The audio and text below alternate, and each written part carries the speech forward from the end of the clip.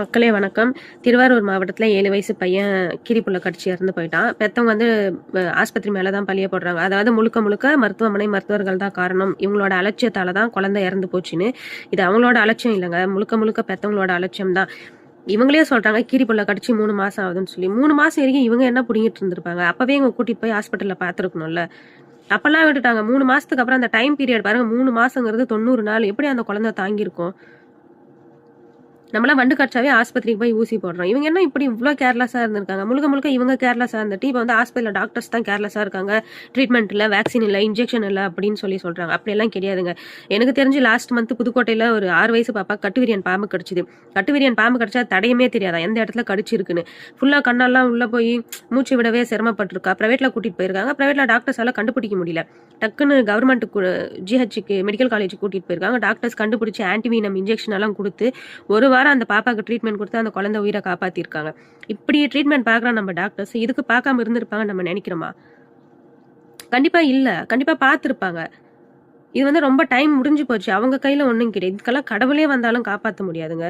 ஏன்னா நிறைய நம்ம பார்க்குறோம். அடல்ட்ஸே இப்பெல்லாம் நாய் கடிச்சா இறந்து போறாங்க. அப்படி இருக்கும்போது இந்த குழந்தை எப்படிங்க தாங்கியிருப்பான்? இந்த வைரஸ் எல்லாம் எப்படி தாங்கியிருப்பான் சொல்லுங்க? இவங்களே சொல்றாங்க அது கீரிப்புள்ள கடிச்சு நாங்கள் மெடிக்கலில் டேப்லெட் வாங்கி போட்டோம்.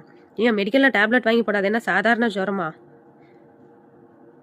ஒரு விஷயம் கைஸ், இந்த கதவண்டு, கீரிப்புள்ள, குரங்கு, நாய், பூனை, இந்த மாதிரி எது கடிச்சா இந்த 4 கடிச்சாலுமே வேக்சின் இருக்கு. கதவண்டு கடிச்சா டிடி இன்ஜெக்ஷன் போடுறாங்க.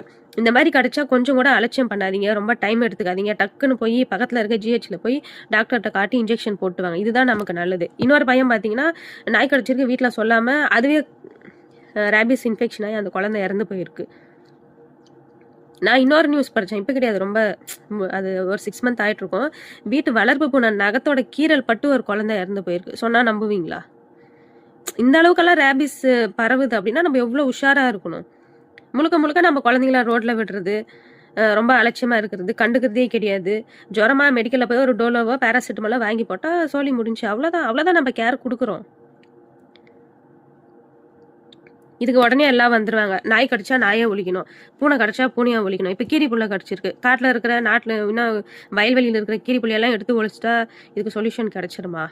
இல்லைங்க. இதுக்கு ஆல்ரெடி நம்மக்கிட்ட வேக்சின் இருக்குது, இன்ஜெக்ஷன் இருக்குது, இதுக்கான சொல்யூஷன் நம்மக்கிட்ட இருக்குது. ஸோ இதை தான் நம்ம கட்டுப்படுத்த முடியும். இதுக்காக நாயை ஒழிக்கிறதோ கீரிப்புள்ளியை ஒழிக்கிறதோ எல்லாம் சொல்யூஷன் கிடையாது. முழுக்க நம்ம பசங்களை நம்ம தான் பார்த்துக்கணும். ஏன்னா போனால் ஒன்ஸ் உயிர் போனால் திரும்ப நமக்கு கிடைக்காது. ரொம்ப கேர்ஃபுல்லாக பார்த்துக்கோங்க குழந்தைங்கள.